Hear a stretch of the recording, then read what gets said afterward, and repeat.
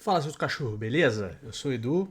Nesse vídeo aqui eu vou falar sobre o Vasco da Gama. Mas antes de tudo, eu quero dizer que esse vídeo é um oferecimento do OneFootball, maior e melhor aplicativo de futebol do mundo. Um conglomerado de notícias todas em um só lugar, 100% gratuito e muito leve para o seu celular. Onde você baixa de graça e você assiste Bundesliga também de graça. E prepare-se, tá? Já baixa o OneFootball aí no primeiro link da descrição, porque ano que vem muitas novidades espetaculares vêm por aí com o OneFootball. Segura a audiência, tá certo? Baixa aí na descrição. E também se inscreve no meu canal do Santos, lá estamos rumo a 50 mil inscritos. Agradeço demais. E a cada 10 mil inscritos, 2 camisas de presente para você lá, tá certo? Então se inscreva, acompanhe, comente bastante e vamos crescer o canal do Santos aí, tá certo? E também se inscreva no canal do Corinthians do Pepe, o link também tá na descrição. A cada 10 mil inscritos, uma camisa de presente para vocês, beleza? Então se inscreve aí, os links estão na descrição, participe. Agradeço demais, tamo junto e por favor deixe seu like nesse vídeo aí e vamos falar de Vasco. Eu fiz recentemente um vídeo sobre o Grêmio, dei minha opinião sobre, tá certo? Ah, não se estranhe, o Pepe não está gravando aqui porque ele está no México, daqui a pouco ele está de volta, tá bom? Ele foi viajar para curtir a sua lua de mel na tranquilidade, já adotou um golfinho, tá uma delícia, tá certo? Então vamos lá.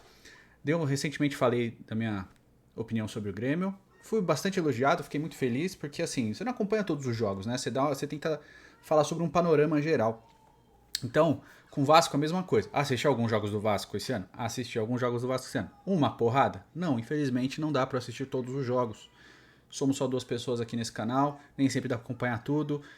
Gostaria de assistir muito mais, mas temos outras coisas para fazer, né? Vida para viver e tal, ficar com a família, brincar com os cachorros, visitar a mãe, visitar a família da esposa. Então, nem sempre dá para acompanhar tudo. Acompanho o máximo que gosto, o máximo que posso, porque gosto muito de ver futebol e acompanhar os times grandes. Uma coisa que eu gosto, time grande eu quero ver forte, independente de qual eu torça, tá? Independente de torcer para o Santos, quero ver time grande forte, time grande disputando títulos com todos os times fortes o suficiente para que o sarrafo seja lá em cima. Não gosto de ver time grande sofrendo não e amargando crises como essa, tá? Dito isso, o Vasco é desesperador. É desesperador olhar para o Vasco da Gama. Primeiro, o Vasco não sobe mais, tá? Tô gravando esse vídeo pós-derrota para o Vitória por 3-0 em São Januário, tá? Já vou chegar no Fernando Diniz, mas o Vasco é uma bagunça de um jeito assim. Nem quem é eleito presidente do Vasco assume. A partir disso, você já vê que é tudo uma completa bagunça dentro do clube. Com o Campelo, foi isso, tá certo? E agora com o Salgado também. O vascaíno não tem direito nem de escolher o seu presidente, porque independente de quem vença, existe uma maneira de manipular a eleição depois. E isso é um absurdo completo, cara. Como que isso acontece? 2 vezes seguidas no mesmo clube. E a partir disso você já percebe o quão bagunçado é. Isso é muito triste, cara, de verdade. Isso é muito triste, tá? Beleza. 2021, o Vasco é o elenco mais caro da Série B. É a folha de salário mais caro da Série B. Por isso refletido, obrigatoriamente colocaria o Vasco entre os 4 que fossem subir. Por capricho do destino, poderia ou não ser campeão. Mas um time, um clube que tem a maior folha de salário da Série B deveria lutar o tempo inteiro entre os 4 primeiros colocados. E não foi isso que aconteceu, tá? O Vasco ficou fora do G4 da Série B a maior parte da Série B. Isso também é outro absurdo.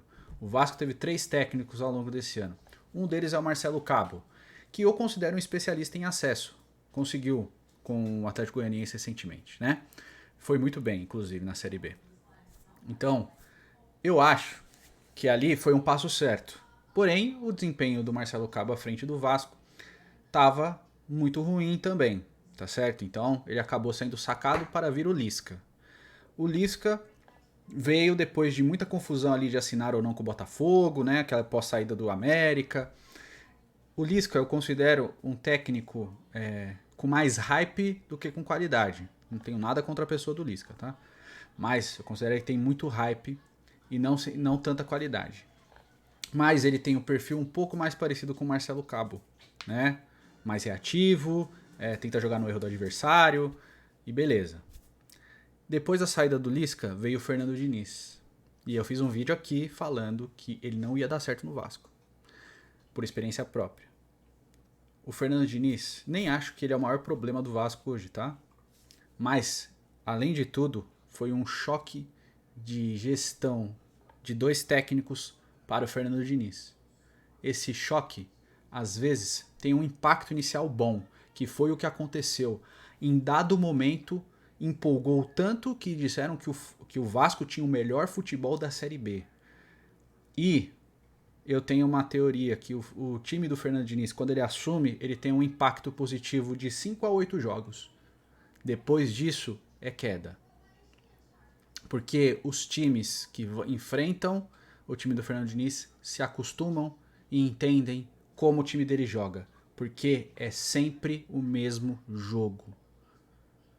Uma coisa é você ter sempre o mesmo jogo quando sua superioridade técnica é muito maior do que as outras. Vide Flamengo 2019 com Jorge Jesus.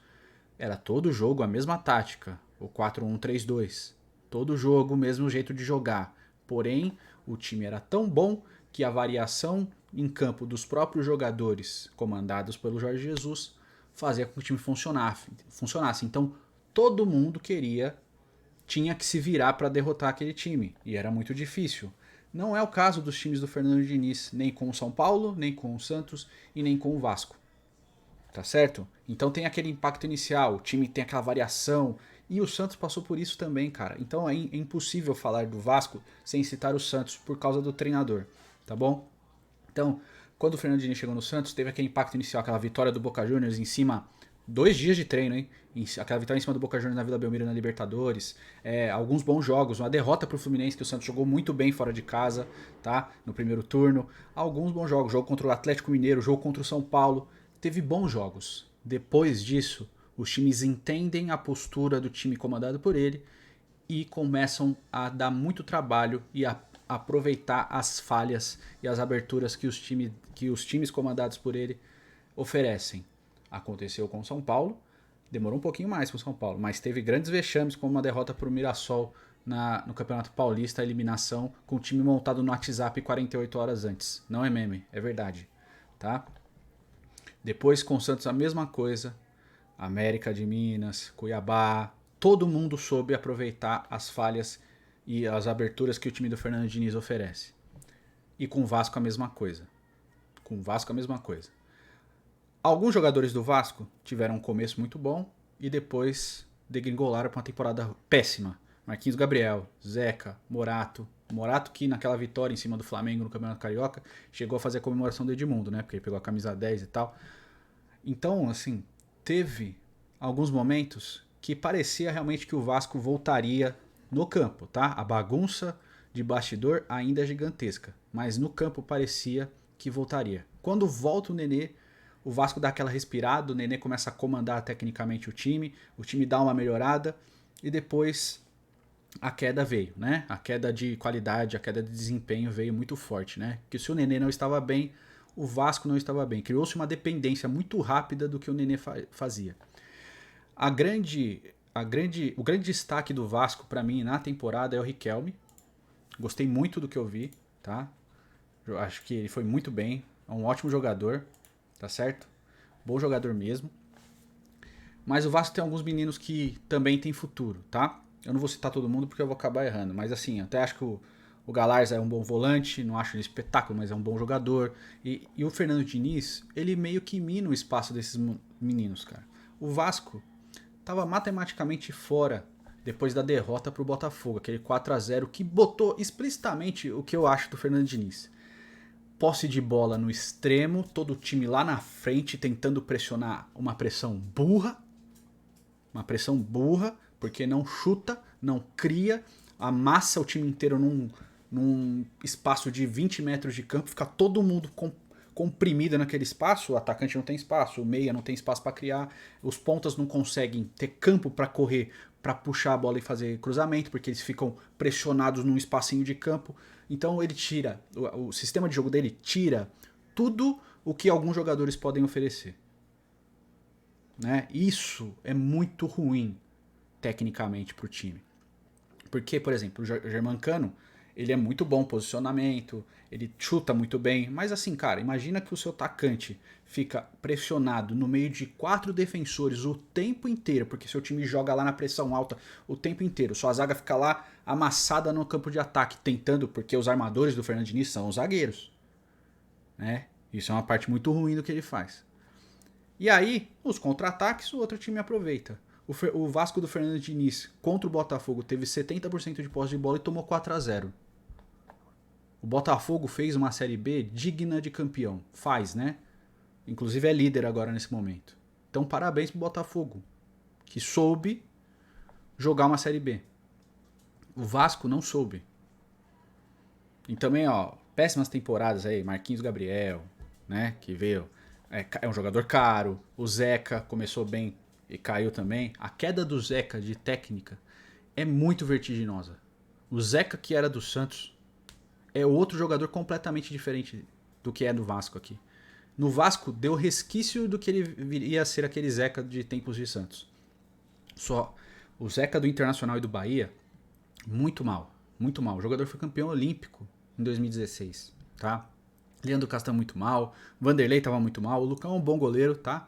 O Lucão é um bom goleiro, o Cano vive altos e baixos, mas eu acho que ele é mais sacrificado pelo sistema de jogo do que por causa de estar jogando mal, tá? O desempenho ruim do Germancano acontece por causa do sistema de jogo, ele fica muito comprimido num curto espaço de campo, tá certo?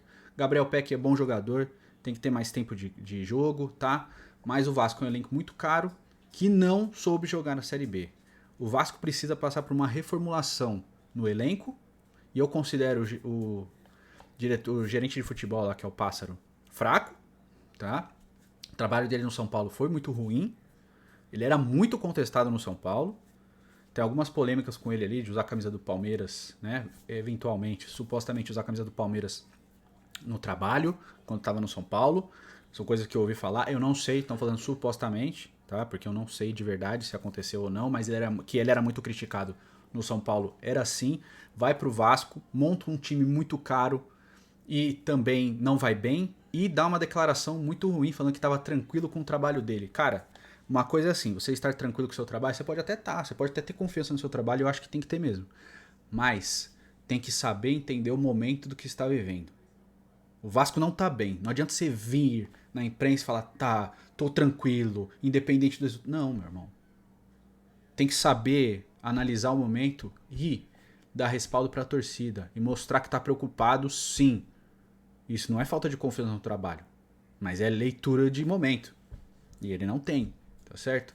E o presidente do Vasco eu acho fraquíssimo também. É outro que ganhou sem ganhar, né? Aquela bagunça toda na última eleição de novo. Então eu acho que o Vasco em campo acaba sendo reflexo do que o Vasco é como clube nesse momento. Uma bagunça, a torcida totalmente frustrada de um clube gigantesco, uma das histórias mais bonitas do futebol brasileiro, do mundo também. E a torcida sofre pagando o preço de gestões nefastas e um monte de desmandos ao longo do tempo que o Vasco vem passando.